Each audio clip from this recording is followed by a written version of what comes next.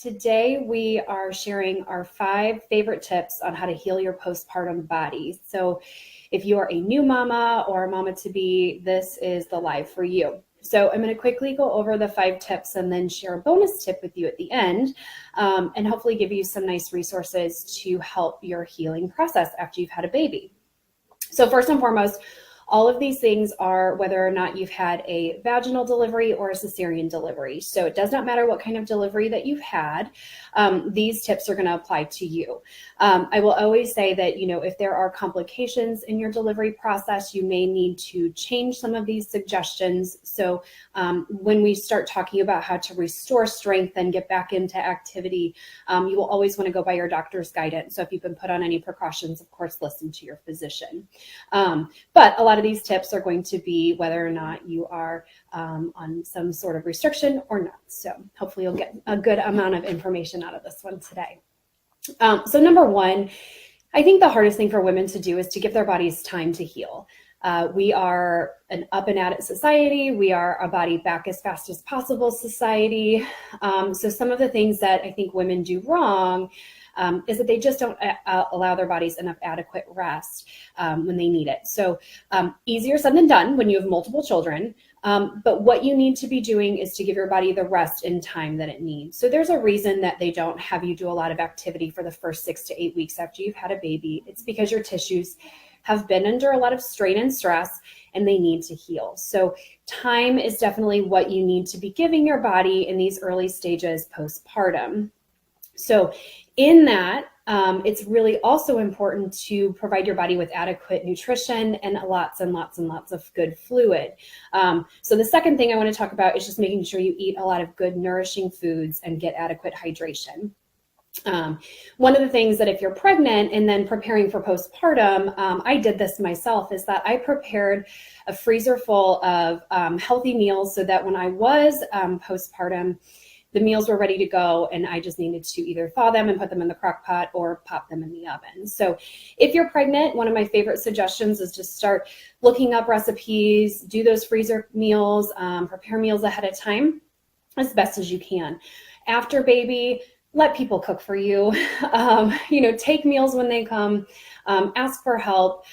If you're going to prepare meals, make sure that you're preparing meals with whole foods, lots of fruits, lots of vegetables, good lean proteins, whole grains, just making sure that you've got a really good whole food diet full of nutrients that your body needs. So you might even want to, if you can't cook for yourself postpartum all that often, they've got those awesome meal delivery system programs that you could purchase. But definitely take advantage of every ounce of help that you can get postpartum, because it's really difficult to eat healthy because you're just low on time. So do what you can pre-baby to prepare, and then postpartum, of course, just allow yourself the help, but then always make those healthy choices. Water. I can't say enough about it. Postpartum, your body has lost a lot of fluid in the delivery process. It's really important to get adequate hydration, and water is the best way to do that, especially if you're nursing, breastfeeding. You will need more water.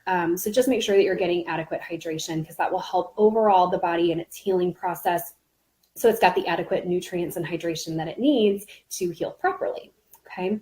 The third thing I want to say that's also another thing that's difficult to do is prioritize sleep. So if I would give you a hierarchy of 3 things to begin with postpartum, it's let your body recover, give it the adequate nutrients and hydration that it needs, and then 3 is prioritize sleep. So you're going to be getting broken sleep, disrupted sleep when you're a new mom or a mom of multiples. Sleep is just going to be a difficult thing to get, but it's important. So sleep when you can, because caring for a baby and then caring for multiple children requires a lot of energy. So as much as you can, rest, get the sleep that you can, just so that your body can withstand the next day or the demands of the next day coming up. So top 3 things are really those. The 4th thing, which is still very important, is to restore your core and pelvic floor. So early weeks, you might just be trying to make things happen. We get that. When you feel up to it, the things that you really need to start focusing on before you would jump into any more challenging type exercises is restoring the full core. And there are 3 really big components of the core that I would suggest starting to rehab to begin with. Number 1 is breathing. So incorporating a nice breath work or nice deep breathing into your day can help start the process of recovery. So if you don't even feel up to strengthening right now, you can start bringing your brain into your core and start restoring part of the core by just focusing on deep breathing. Nice deep belly breath in where you expand the rib cage out. You get this nice full kind of circle breath where you're expanding your rib cage, abdomen, even trying to expand into the back, and then exhaling and letting it all gently fall. Breathing might be where you just really want to begin as far as your restoration of your body and its strengthening. When you feel ready and you're up to it, you can start incorporating some gentle pelvic floor strengthening, i.e. Kegling. So start trying to contract the muscles of the vagina and the anus where you gently squeeze, try to hold for a few seconds and release. Of course, do this if you haven't had any precautions given to you, but gently in isolation, trying to contract those muscles and relax them to restore their function. The other thing you can do is trying to wake up the deep abdominal muscles. So I generally recommend, in these early phases, start trying to find these muscles and find these movements and then put them together. So with the deep abdominals, you want to just take a nice deep breath in. And then as you exhale, think about the abdomen kind of wrapping and pulling inwards. You don't want to see any bulging outward. You don't want to be holding your breath when you do this. Deep abdominal work is difficult postpartum. So if you're finding you're struggling with that, that's where seeking help from a trained physical therapist is really important, so that you can get the hands-on and one-on-one help that you need. But there's no harm in starting it at home. So gently do that inhale and exhale, trying to pull the abdominal muscles inward and trying to engage those muscles to get them woken up. When you feel like you can put all the things together, there's a beautiful video out there by Julie Wiebe, W-I-E-B-E. Her website is juliewiebpt.com. She's got a really beautiful video about how the diaphragm, the abdominals, and the pelvic floor all work together. So if you wanted to know more information about how they all coordinate and work together, feel free to check out her website, the videos on her website, and it'll show you how to put them all together. That's where pelvic physical therapy and restorative physical therapy can really help postpartum, is to try to put all those pieces together. But start finding those muscles, finding the way to breathe, so you've got a good foundation before you would jump into anything more challenging and elaborate. Okay. Other ways to just kind of get moving. So general movement and focusing on kind of core and pelvic floor restoration. Walking is always great. Yoga, stretching, just focusing on breathing. Any of those movements are great. So move your body when you feel good and you feel ready to move your body. So rest doesn't mean you just sit and do nothing. Rest is there to start the process, but then as you feel better and you start to get a little more energy in your body, definitely move it when it feels ready to move it, whether that's day 2 or day 12, or day 20, that doesn't matter. Just start when you feel ready. Okay. So that's core restoration and activity.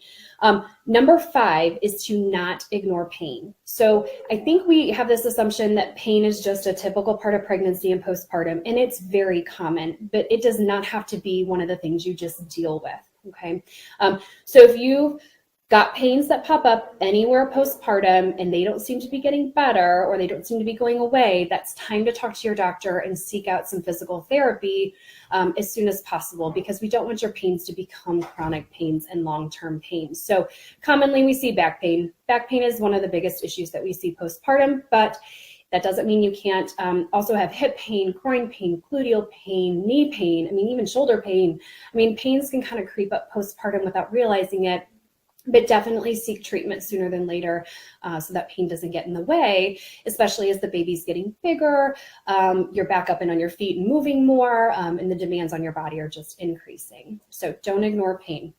I'm going to give you a bonus tip kind of along those same lines. So bonus tip number 6 would be that if you also have any lingering bladder issues, bowel issues, you've got a really big concern about your abdominal wall, don't let those go on. So typically what we see is that women will discuss those issues with their doctor at 6 weeks. So be sure at that 6-week appointment, if you are experiencing bladder leakage, bowel leakage or fecal incontinence, constipation, diastasis recti, which is the abdominal wall separation where the abs split, bring those up to your doctor and start getting treatment. If you're noticing those things early postpartum and within those first 6 weeks, they're not going away. So say you've got some bladder leakage that you've had right away after the baby and it's not getting better, you don't necessarily have to wait till 6 weeks to start getting treatment for it. Discuss it with your doctor, get a referral for physical therapy, and there are things that we can do before the 6-week point if you feel like you're ready. Otherwise, discuss it with your doctor at the 6-week checkup, and then I would seek treatment as soon as possible, because if there are still issues at 6 weeks, those symptoms may or may not go away in the long term. And it's always better to treat them earlier on than later on.